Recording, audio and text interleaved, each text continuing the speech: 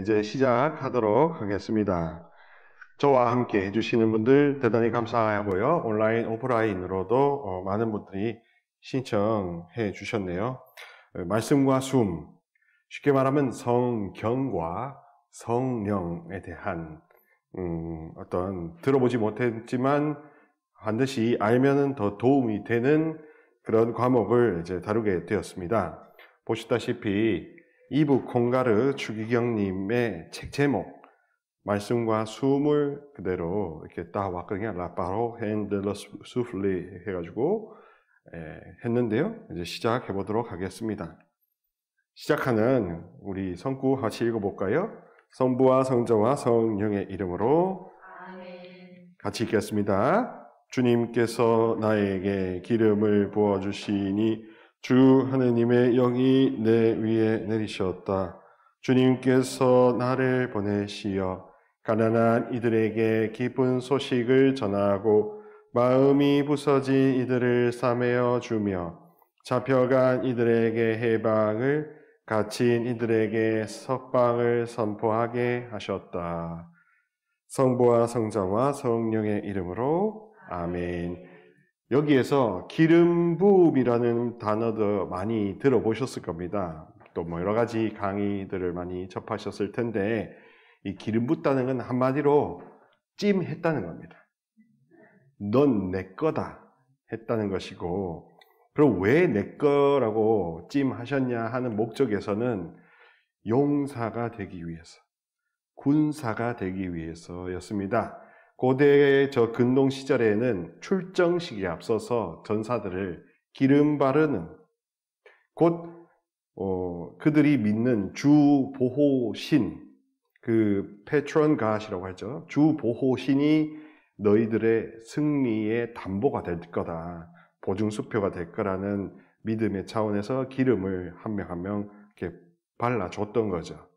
그래서 이제 용사가 되고 군사가 되었기 때문에 승전할 것이다 라는 믿음의 차원에서 기름 부음을 했던 겁니다. 그게 이제 이사야서 안에서는 예수님께서 두루마리를 펼치시면서 제3 이사야서에서 회복과 회개의 새 시대를 여는 차원으로 기름을 부어 주신다고 표현하고, 그때의 기름은 진짜 기름이라기보다 하느님의 영이라고 했습니다.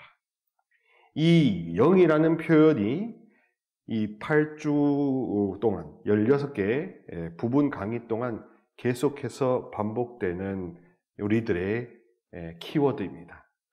영이란 무엇일까? 영이란 도대체가 왜 그다지도 알쏭달쏭할까에 대해서 영이 아닌 게 무엇인지, 영이 진짜 성령은 무엇인지를 구분해 드림으로써 우리가 성령의 사람으로 새로 태어날 수 있도록 최선을 다해서 안내하도록 하겠습니다. 이 영이라는 것 안에는요, 어떤 특징이 있냐면요, 한자로서는 비우자 밑에 그 다음에 이제 제사상을 차리는 그런 모습을 해놨습니다. 그래서 강우를, 농경 시대니까 비가 내리기를 바라는 차원에서 비는 강우, 기우제를 의미합니다.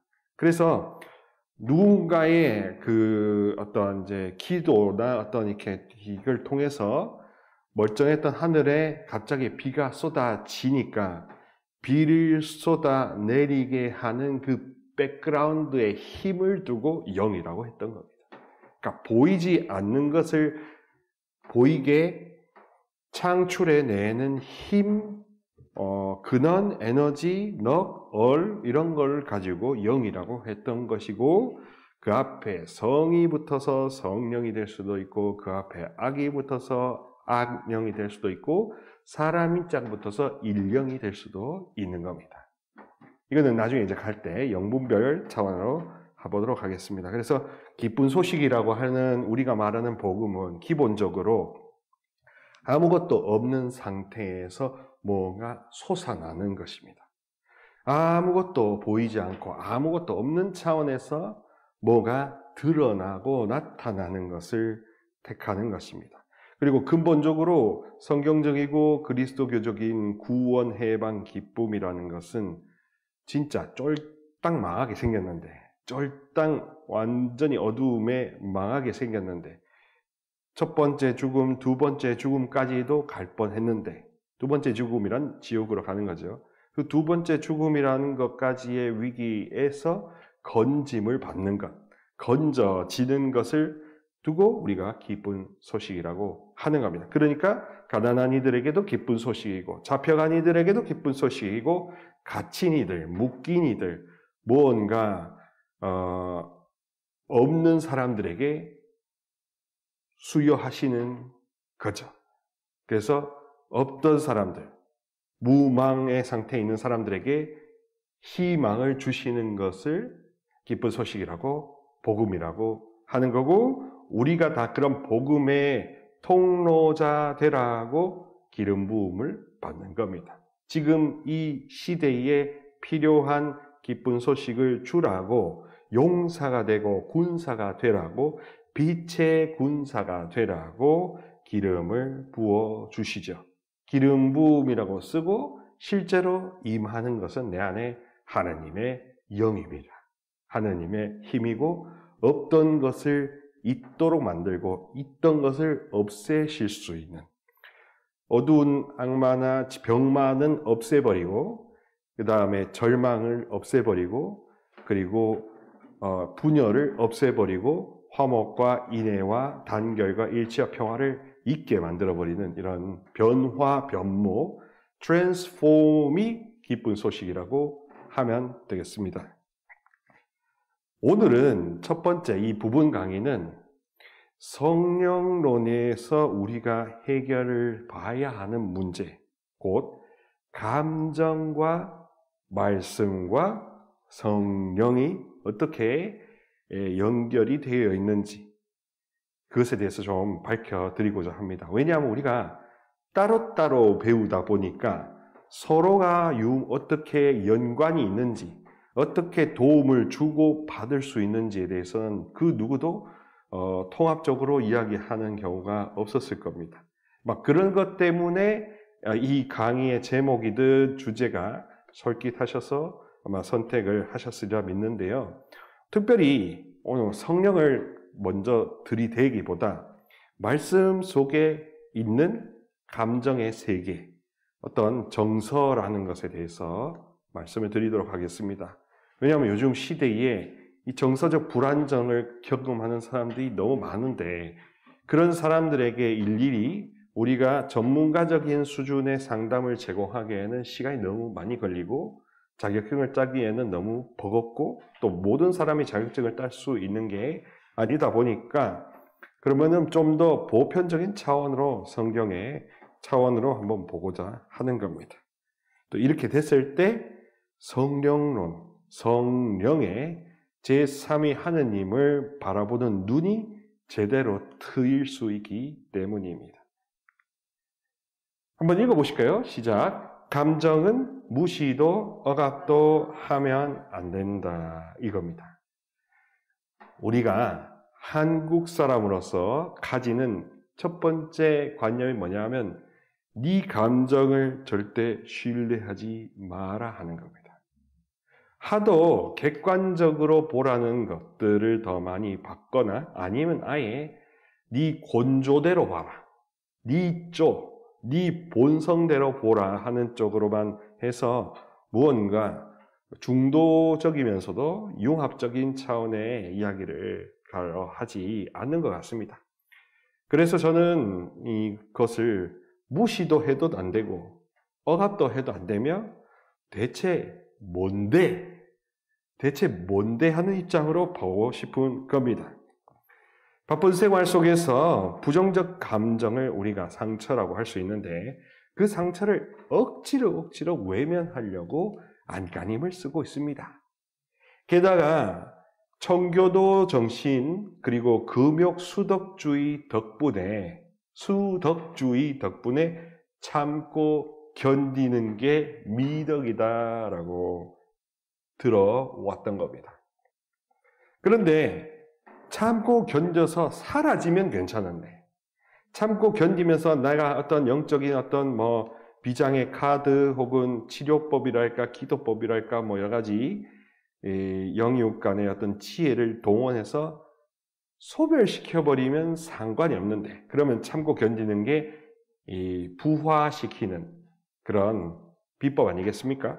그러나 참고 견딘다고 사라지나요? 안 사라집니다. 절대 잘 안 사라집니다. 오히려 쌓여서 돌 같은 마음이 되기 십상입니다.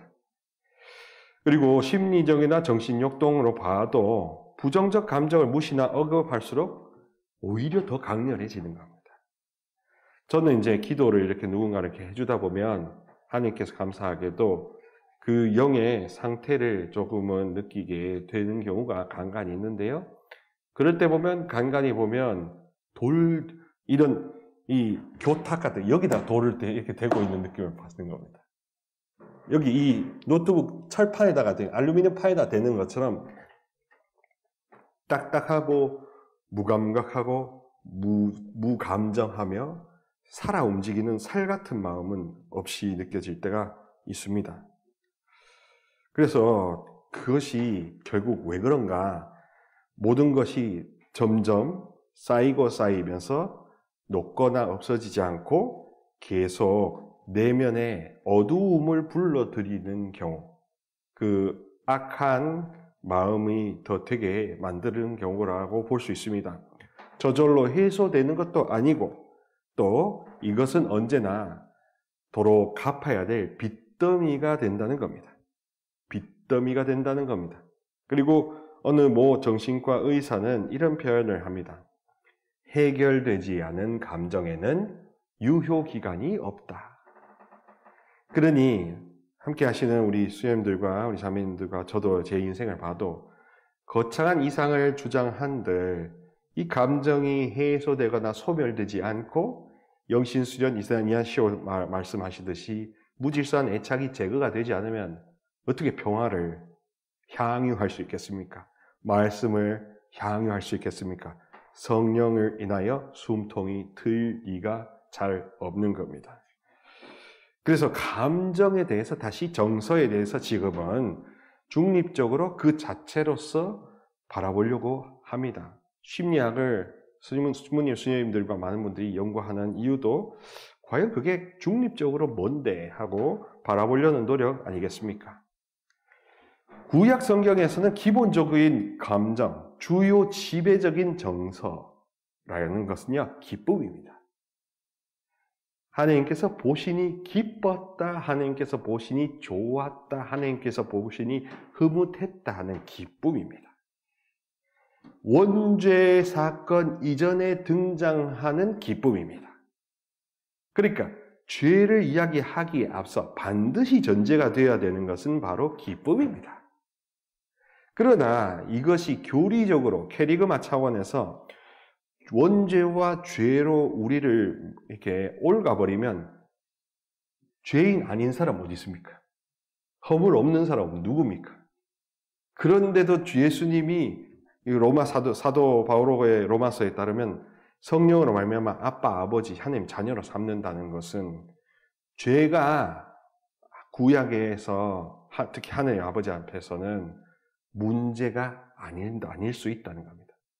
문제가 안 될 수도 있다는 겁니다. 오히려 그 죄를 당신이 용서하고 해방시켜주고 창조물로서 회복시켜줄 수 있는 아버지시니까, 창조주시니까 작품을 결코 함부로 버리지 않는 도공의 심정을 성부 하나님이 지니셨으니까. 그래서 창조의 희열이라는 이 기쁨이 제일 메인 테마입니다. 그러면 수녀님들과 우리 자매님 어떻게? 구약은 기쁨이요, 신약은 완성이다. 구약은 시작이요, 신약은 완성이다. 그래서 구약은 기쁨이요, 신약은 행복이다. 행복이 테마가 되는 겁니다. 그래서 산상설교의 그 5장 6장, 마태오복음 5장 6장 7장이 모든 신약 27권을 압축하는 세 챕터라고 자신 있게 신약 성서학자들도 하고 저도 그렇게 말씀을 드리는 겁니다. 행복, 하느님의 기쁨에 100% 합체되는 것. 합체되는 것이 그게 행복한 거죠. 그리고 그 기쁨은 여기도 보시다시피 이타적인 기쁨입니다.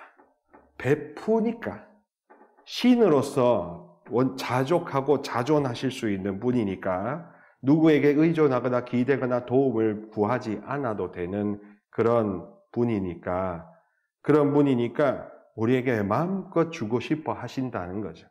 마음껏 베풀고 싶어 하신다는 거죠.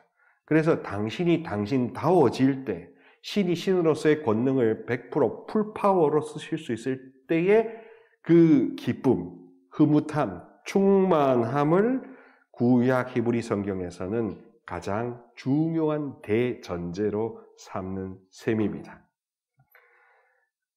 스바냐 예언서 한번 같이 읽어보실까요? 시작. 딸 예루살렘아 마음껏 기뻐하고 즐거워하여라. 한 번 더. 딸 예루살렘아 마음껏 기뻐하고 즐거워하여라. 한 번 더. 딸 예루살렘아 마음껏 기뻐하고 즐거워하여라. 그러니까 저 보세요. 그냥 기뻐하는 것도 아닙니다. 마음껏, 한껏, 목청껏. 그러니까 구약의 수님들 또 이렇게 보시면 표현들 안에 형용사가 최상급으로 많이 나타나는 경우들이 있습니다. 야훼께 대한, 하느님께 대한 칭송에서는 최상급을 당연히 쓸 거고, 또 기쁨도, 베품도, 은혜도 그냥 한껏, 이런 식으로 완전히 그냥 막 더 이상 도달할 수 없는 경지까지를 표현을 하는 겁니다. 그런데 인간을 창조하셨는데 인간이 배신을 때렸어요. 그런데도 여느 다른 신 같으면 다 없애버릴 겁니다. 그러나 그분은 후회를 하신다는 겁니다. 후회를 하시면서도 홍수를 통해서 새로 시작하시는 거죠. 그러니까 우리의 신은 그러므로 히브리적이고 우리 창조주의 품성 자체는 MBTI 코드로 말하면 머리형 T가 아니라 가슴형 F라는 셈입니다. 머리형 T로 예수님과 성령님과 야훼 창조주 아버지를 보는 것은 내 생각이고 이 성경의 감정세계, 성경의 텍스트들을 쭉 깊이 봤을 때에 나오는 주요 센티멘탈리즘, 정감주의로 보면 F가 더 지배적인 분이시지요. 네. 그렇다고 T도 갖고 계시잖아요. 그죠? MBTI는 다 8색조로 다 갖고 계신 건데 주로 호소하시는, 먼저 들이미시는 카드가 바로 야훼 아버지조차도 매우 연약한 모습을 공유할 정도의 감성적인 분이다. 감성적인 F코드를 많이 쓰시는 분이다라는 겁니다. 창조 목적과 어긋난 백성들이 나아갈 때 열정적인 질투가 폭발이 됩니다. 그래서 그것을 의노라고 하죠. 의노, 진노. 야훼께서는 진노를 내신다. 그래서 창조주 하느님께서는 순애보를 열정적으로 표현하십니다. 자녀들아. 그래서 이제 이것이 순애보가 제일 많이 등장하는 것들 중에 한 구절이 뭐냐 하면 이사야서 49장에 갓난아기를, 젖먹이를 제 어미가 어찌 잊으랴. 하물며 나는 너희를 어찌 잊느냐. 제 어미가 너를 잊는다 하더라도 나는 결코 너를 잊지 않으리라. 나는 결코 너를 잊지 않으리라 하는 차원의 강렬한 정감 F코드를 심어 놓는 거죠. 그러니까 예언서라는 것은 그런 F코드를 막 부르짖는 겁니다. 제발 막 이런 식으로 제발 좀 알아들어라 하고 조분조분하게 논리적으로 타이르고 꾸짖는 게 예언이 아닌 겁니다. 뭐 미래에 어떤 게 뭐가 일어나고 뭐 그런 거 예고하는 예지적인 게 예언이 아닌 겁니다. 자존감이 낮아져서 그 사람한테 뭐 이걸 해야 되고 저걸 해야 되고 하는 처방이 그게 예언이라기보다 본질은 들끓고 애끓는 아비의 심정을 전하는 게 바로 예언이 되는 거죠. 또 그게 보면 소급하면 그분이 F코드의 하느님이다 이겁니다. 머리형 T코드의 하느님이 아니다 하는 게 재밌는 새로운 인식입니다. 자, 그렇게 됐을 때 성자, 말씀, 성령, 당신의 사랑 이게 다 관통돼서 일관되게 계시가 되는 거죠. 그래서 우리 믿는 종교와 우리 축성 생활의 본질이 더 환하게 밝혀지고 명징해진다 이것입니다. 이해되시겠죠? 그래서 백성들에게 100% 소통이 되지 않으면 화를 내시는 겁니다. 도대체가 말을 들어 먹어야지 하고 화를 내시는 겁니다. 그래서 진노를 격발함으로써 이제는 이런 겁니다. 아이!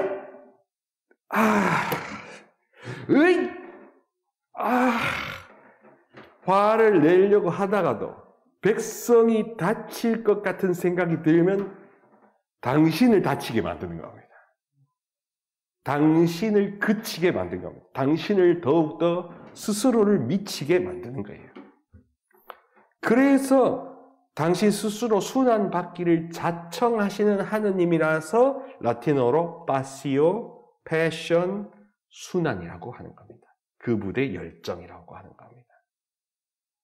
그래서 이 열정 순환을 우리는 교회 안에서는 못 박히시고 피 흘리시고 이런 식으로 고통, 고난 어둡게 만들어가지고 어두운 그 극기 절제와 연결시켜서 순환을 많이 묵상케 하잖아요. 우리면서 나도 죄인이라는 것에 묶여서 더 이상 진보하거나 하늘에 미치지 못하게 만들잖아요. 미쳐 돌아버리겠는데. 그런데 원래의 본 컬러대로 생각하면 열정순환이라는 것은 하느님이 그만큼 벌하려고 해도 벌할 수 없을 만큼의 무궁무진한 자부적인 사랑이라 이것입니다. 그래서 왜 그렇잖아요. 우리 하느님께서는 진노가 더디시고 분노가 벌하려고 하다가도 그거를 멈추시며 자 인자하신 하느님 하는데 그 인자하신 하느님이라는 것은 마냥 좋다는 그런 관대함만 이야기하는 게 아니라 정의를 얼마든지 심판으로 다 족쳐서 다 없앨 수 있는데 그거를 멈추실 정도의 뜨겁고 깊은 사랑이 있다. 스스로를 순환시킬 정도로 스스로 고생을 자청할 정도로의 하느님 창조주 야훼 우리가 줄여서 아빠, 아버지라고 하는 겁니다.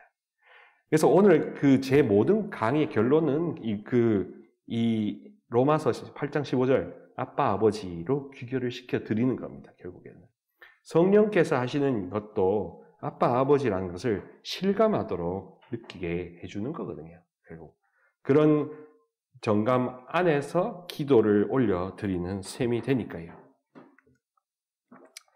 그리고 이어서 보면은요, 자비, 인자하심, 불쌍히 여기심 같은 것은 그런 식으로 당신이 그냥 신이니까 일방적으로 우리한테 베푸실 수 있는 존재니까 그냥 내가 널 용서한다 하고 내가 너를 낫게 한다 하는 그 정도 수준이 아닌 겁니다. 그거보다도 훨씬 더 딥한, 더 깊은 거죠. 뭐냐 하면은 자기 자신이 소외될 수 있어요. 자기 자신이 인간의 고집으로 인해서 모멸과 신성모독을 당하기도 좋아요. 지금 시절에는 그러기가 너무 더 좋아요. 심지어는 빛의 군사로 기름 부음을 받은 많은 교회 내의 사람들마저도 하나님을 안 믿거든요. 세례를 받았는데도 그분 앞에 바짝 낮추어 있는 사람이 별로 많지 않죠. 그런데도 그것을 무릅쓰고 그들이 하느님 당신께로 돌아오는 길로 자발적으로 걸어오도록 하기 위해서 별의별 사람, 별의별 수를 다 동원하실 만큼의 애정과 그 집착이라 이겁니다. 끈질긴 집착이라는 겁니다. 부정적인 집착이 아니라 고집하시는 거죠. 돌아오라. 그 고집을 버리고 내게 돌아오라 할 정도의 지대한 관심을 줄여서 자비라고 하는 겁니다. 인간 영혼들에 대한 지대하고 너무나 지극한 관심을 두 자를 줄여서 이 긴 거를 줄여서 자비라고 하는 겁니다. 내 입장에서 내 죄와 내 상처를 없애주시는 도구와 방편으로서의 자비, mercy, 레헴이 아니라 그분 당신 자신의 자존감과 이 모든 것을 다 굽혀서라도 멈춰서라도 쏟아 부어서라도 한 영혼이 지옥살이, 생지옥, 두 번째 죽음을 맞는 것을 하지 않고자 하는 지대한 관심을 자비라고 하는 겁니다. 그러니 이 야훼 하느님이 갖고 계시는 그 뜨거운 사랑이라는 것은 그래서 그게 말씀이신 로고스이신 예수 그리스도 또 파토스요 살아 새 생명을 주시는 성령께 그대로 양여되었다면 삼위일체적으로 100% 그 본성이 신적 본성이 양영, 수여 드렸다면 그러면 삼위일체라는 건 기본적으로 머리형 T 코드가 아니라 가슴형 F 코드다 이것이죠. 그래서 내가 어떤 데 주파수를 두느냐에 따라서 삼위일체가 다 나올 수도 있고 삼위일체 신비가 멀리 느껴질 수가 있는 겁니다.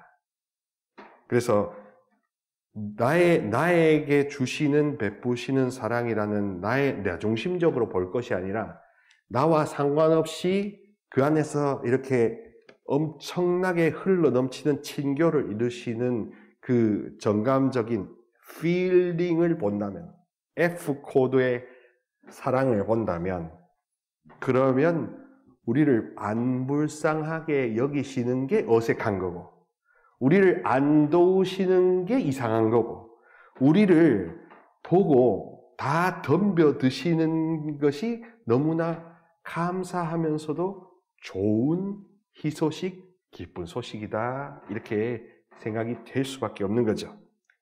구약시대에서의 인간은 그렇게 타락한 죄악의 현실을 깊이 뉘우치면서 그 사랑에 감복해서 터져나오는 눈물과 괴성과 울부짖음이 다 신앙의 반응이었던 겁니다. 리액션이었던 겁니다. 그래서 리액션이 좋은 영혼이 되는 것이 굉장히 좋은 윤리적인 길이었던 것이죠. 내면의 카타르시스를 유발해서 정서적 고향을 기획하는데 곧 마음을 드높이고 하느님께로 수직적으로 더 높은 데 차원으로 올라가도록 하는데 마음을 더 썼던 겁니다. 그래서 이제는 뒤도 돌아보지 않아야 되겠다. 그런 논리에서 마테오복음의 산상설교에서 쟁기를 붙잡고 뒤를 돌아보는 영혼은 내 나라에 적합하지 않다라고 이렇게 단언을 하시는 겁니다. 그도 그렇지 F코드인 분이 자기 생각에 붙들려가지고 거기에 붙들려서 뭘 하는 사람이 그게 제대로 이렇게 당신 그 오디션 기준에 합당하겠습니까? 그래서 구약 성경에서 인간들 거기에 여러 예언자들이나 여호수나 이런 모세나 표현하는 감정에는 하느님이 그토록 그 지대한 관심을 당신의 가장 걸작인 인간들에게 쏟아 부으시는데 리액션으로 나타내는 겁니다. 그래서 구약 성경에 나타난 여러 감정들은 그 자체로 사고하고 분석하고 심리적으로 쪼고 할 것이 아니라 어쩌면 그것을 우리가 그대로 받아들여서 내 걸로 삼기를 바라는 유사하게 담기를 바라는 의도가 숨어 있는 셈입니다. 신약에서는 그의 반대로 감정을 통제하고 절제하는 게 기본적이었습니다. 그래서 또 부정적인 감정을 제거하는 것이 감정을 보는 목적이었습니다. 그래서 온전한 종신을 통해서 슬픈 근심을 벗겨버리고 어리석은 정신에 빠지지 않도록 쉽게 말하면 정신 차려! 정신 차려가 그리스적인 신약적인 관점이었던 거죠. 아리스토텔레스는 그래서 이분법적으로 분별하게 만들었던 겁니다. 히브리 성경에는 이분법이 없습니다. 히브리 성경에 생각하는 방식에는 흑백 논리가 없습니다. 흑백 논리가 없고 거기는 일원론이라고 해서 다 이렇게 연결되어 있습니다. 하느님 것이 우리 것이고 우리 것이 하느님 것이고 그러니까 서로 주고받고 하니까 흑백 논리로 이렇게 이분법적으로 사고하고 분별하는 게 철저하게 신약적이라고 하겠습니다. 자, 그래서 아리스토텔레스는 그래서 이제 이것을 자신의 수사학, 어떤 설득의 기술에 있어서 어떤 감정을 이렇게 배치하는가를 먼저 다뤘던 거죠. 그래서 막연한 우울이나 자연의 위대함에 대한 경이감이나 경외감, 역겨운 혐오감 같은 부정적이고 긍정적인 것을 싹 다 거세해버렸던 겁니다. 싹 다 거세해버리고 인간은 철저하게 지성적인 동물이다. 철저하게 이성적인 존재다. 사고하는 존재다라는 합리주의를 먼저 창안했던 겁니다. 오직 그리고 도덕적으로 부과된 사회작용, 인간은 사회적 동물이라는 걸 또 역시 아리스토텔레스가 이야기했기 때문에 이 적나라한 투쟁적인 현실, 그리스의 투쟁적인 현실 속에서 인간으로 구체적인 경험을 하도록 하는 그런 데다가 감정을 넣었죠. 그러니까 신약 성경의 헬레니즘으로 들어오면서 헬레니즘의 영향을 안 받을 수 없었던 신약 성경의 여러 책들, 텍스트들 안에는 부정적이고 이렇게 민낯으로 팔짝 빠지는 날 것 그대로의 감정을 제거하려고 했던 겁니다. 부정적인 날 것 그대로의 감정을 도려내려고 했던 거죠. 그래서 그런 것이 스토아 학파의 아리스토텔레스에 등장하고요. 수요님들 저가 이제 로마에서 공부할 때 요한 문헌과 소크라테스의 어떤 이 작품을 비교하는 그런 수업도 좀 들어본 적이 있었습니다.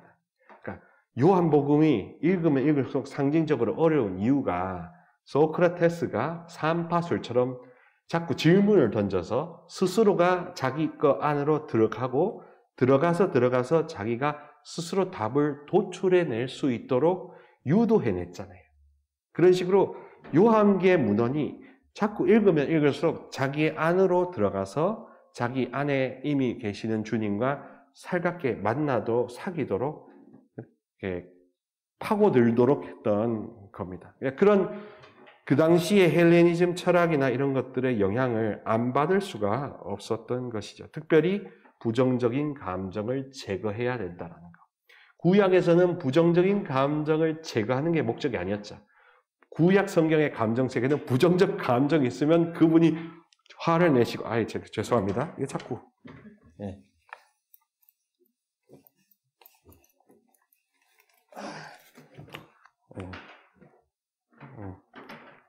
제가 꺼놓는 걸 잊었네요. 하여튼, 부정적인 감정을 통해서 부정적인 감정을 제거하는 것이 목적이었다면, 부정적 감정이 제거되는 게 목적이었다면, 구약에서는 그 부정적 감정을 느끼는 것을 있는 그대로 보고 납작 엎드리며 야훼께 항복하는, 부복하는 리액션으로서의 부복이 목적이었던 것이죠. 그래서 돌아오라, 내 백성들아 뉘우쳐라, 이것이었다면 신약에서는 스스로가 절제하고 극기하는 것을 은근히 많이 요구받았던 겁니다. 특히나도 알렉산드리아의 필론이라는 그 중간기에 있었던 사람은 유대교 사상가로서 도덕적 온전함을 이루기 위해서 부정적 감정의 열정, 욕정 같은 비합리적 요소를 잘라버려야 된다고 했어요. 그래서 단칼에 필론은 하느님의 감정이 없는 무정념 존재라고 봤다는 겁니다.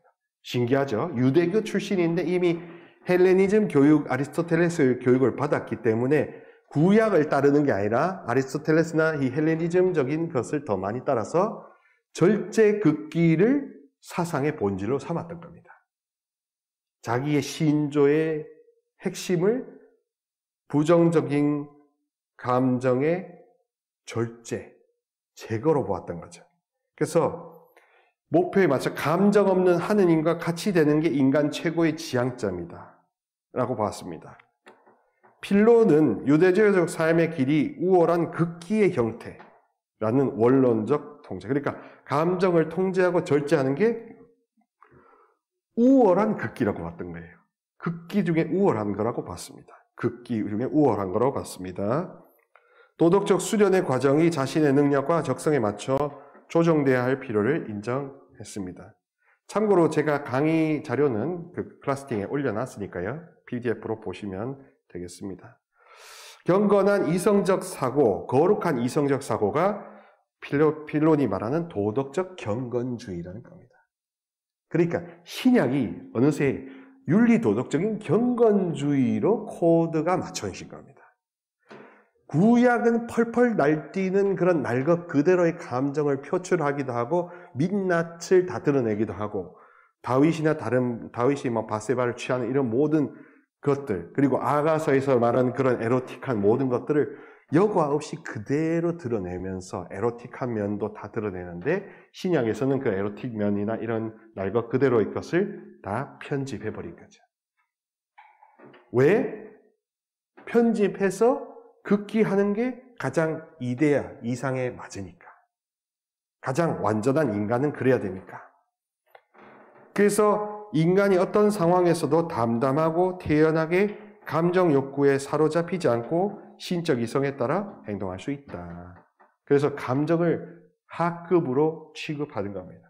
그래서 여기서부터 등장하는 게 바로 주관주의, 감상에 빠지지 말라, 너 자신을 알라, 뭐 이런 식의 표현들이 많이 등장하게 되었던 거죠. 너 자신을 알라는 것은 이성적으로 네 밑바닥을 보라, 네 감정을 알라 라는 식으로 이미 양분되어 있는 이 구조 안에서 나의 밑바닥을 보는 거죠. 나의 무의식을 보는 거죠. 의식과 무의식, 흙과 백, 빛과 어둠 다 헬레니즘, 아리스토텔레스의 유산인 겁니다. 그것을 신약에서 들어왔고 구약 성경의 세계를 많이 모르시면, 가톨릭 신자로서도 모르시면 극기 절제가 기왕짱인 줄 알아요. 자기 자신의 감정을 컨트롤하는 수양론이, 수덕주의가 기왕짱인 줄 압니다. 또 그럴 것이 그리스 교부들로부터 수덕 절제주의가 모든 그리스도 교회에 굉장히 많이 수입이 되었거든요. 그리스 교부들, 여러 가지 교부들. 그러니까 구약을 우리가 알 턱이 없는 겁니다. 구약의 그 팔딱팔딱 뛰는 하느님의 뜨겁고도 그 애끓는 감정을 말씀과 성령에 깊이 빠져들지 않고서는 알 길이 없는 겁니다. 그리고 그걸 본다 해도 성령에 취해서 성경을 보는 것 아니라 내 마음에, 내 한국의 심성에서 이걸 보고 있으니 그게 순수하게 원작자의 의도를 파악하기가 쉽지 않죠. 아무리 로마에 가서 주석을 하고, 저도 그랬지만 정말로 나중에 지금 와서 보니 그때의 그 수십 년, 20, 30년 연구했던 교수들 정도나 조금 깊이 알지, 고작 2, 3년 해가지고 와서 가르치는 저는 아무것도 모르는 거더라고요, 결국에는. 지금도 이걸 하면서, 이 자료를 준비하면서 제가 약간 더 알게 된 겁니다. 이 감정세계라는 거. 이 말씀과 수음이라는 것을 통해서는 숨을 쉬지 않고 말씀을, 제 강의를 할 수 없는 것처럼 성령에 취하지 않고는 성자의 내용, 계시 내용, 성부의 애끓는 심정을 알 턱이 없다는 겁니다. 알 길이 없다는 겁니다. 그리고 또 잘못되어가는 성령 쇄신 운동들이 왜 그러냐 하면, 말씀과 성령의 이 구약의 야훼 창조주의 그 끓는 정서 세계를 알고 싶어 하지 않으면서 은사나 추구하고 치유나 추구하기 때문에 그렇기 때문에 굉장히 편향적이 되어버렸다 이거죠. 그래서 단순히 지금 원하는 병 낫게 해달라 하는 식으로 주님을 굉장히 갖다 써버리는 걸로만 이게 퇴보가 되어 있다는 게 정말 안타깝습니다. 그런 차원에서 진짜 우리가 원하는 것은 하느님이 이 야다를 하라는 겁니다. 야다라는 중요한 히브리 동사가 뭐냐 하면 겪어서 알다, 시인하다, 고백하다, 그리고 또 동시에 남녀끼리 동침을 해서 상대를 파악하다. 부부끼리 잠자리를 함으로써 성깔 드러나고 몸매 다 드러나고 점이 어디 붙었는지 다 알아차리는 그 완전한 전격적인 수용, 인지를 야다라고 하는 겁니다. 그렇기 때문에 성모님이 제가 남자를 알지 못하는데 어떻게 애가 들어서냐 하는 성령 잉태를 못 믿을 때 그 알다가 바로 이 야다인 겁니다. 그러니 하느님을 알다라는 것은 이 성부의 애끓는 심정, 벌을 내리려고 하다가도 스스로를 학대하는, 자기 학대하실 정도로 엄청나게 관대한, 지대한 관심을 가지신 분, 또 어미가 갓난하게 있는다 하더라도 내 작품인 너희들을 잊지 않는다는 그 자비심이, 그 자부심이 저 부성애가 그게 바로 계시가 된다면, 위에서부터 말씀과 성령을 통해 내 마음에 들이붓는다면, 내 마음에 나타나고 샘솟는다면, 위에서 들이붓고 밑에서 샘솟을 때 그때서 비로 하는 이 야다, 이거를 원하는 겁니다. 이게 신체험, 기초체험, 하느님 만났다. 그리고 개신교식 표현일 수도 있지만 영접했다. 예수의 영을 접촉했다. 예수 영접했다라는 표현이 같은 맥락으로 되고도 남습니다. 그러니 이 가톨릭이 너무 서방의 지성주의 헬레니즘을 너무 많이 받아들이다 보니까 동방정교회의 버젓이 살아있는 이 영의 작용, 이 하느님의 이 애끓는 정감을 이렇게 심어주고 택배해주는 것을 경험해보지 못하면 사실 우리는 다 안다고 표현하지 않는 게 오히려 겸손한 거죠. 다 모른다고 표현한 게 겸손한 택입니다. 이 알다라고 하는 것은 여기서 보다시피 눈이 열려 선과 악을 안다 할 때 그 아는 거고, 그들은 눈이 열려 자기들이 알몸인 걸 안다. 자기 발견도 안다 하는 거죠. 자, 그렇기 때문에 이 하느님 아버지의 그 애끓는 사랑, 원천적인 이 마그마 같은 사랑을 느낀 다음에 나오는 리액션, 반응이 바로 메타노이아, 회개라는 겁니다. 메타라는 것은 나중에, 후에, 함께란 뜻도 있고요. 노이에오라고 해서 마음으로 알다, 심사숙고하다.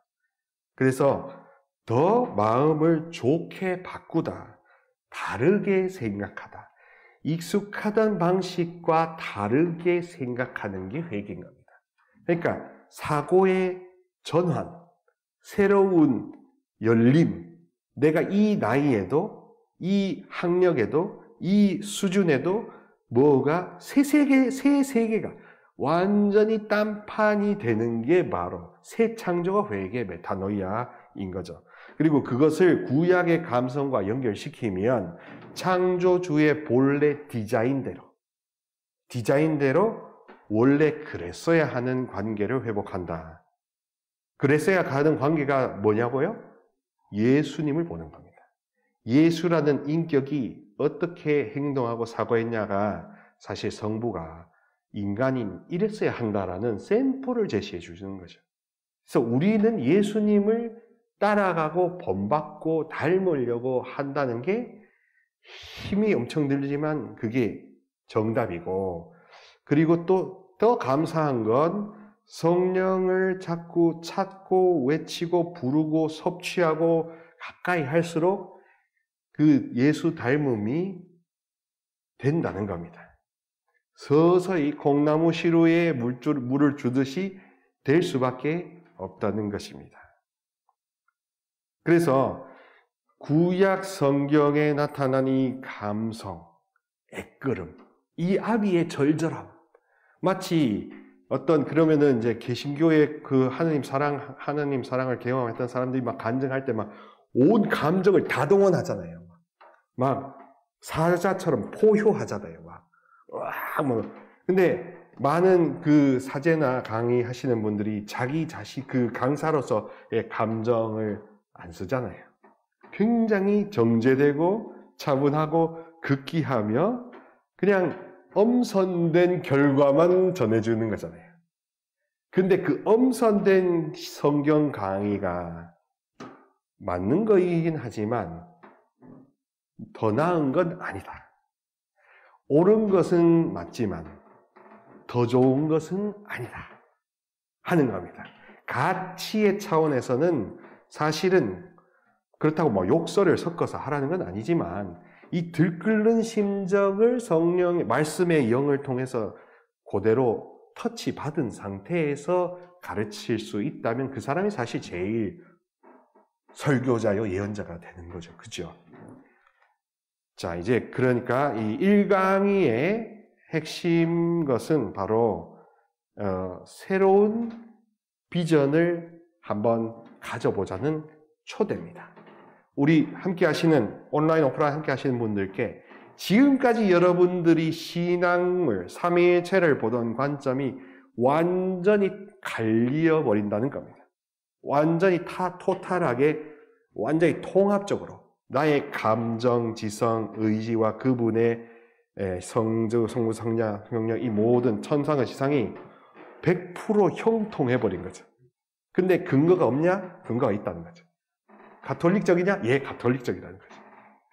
그리고 그런 것을 통해서 이제 이 영의 눈과 귀가 열려버리면 그러면 질이 엄청나게 좋아진 겁니다. 삶의 질.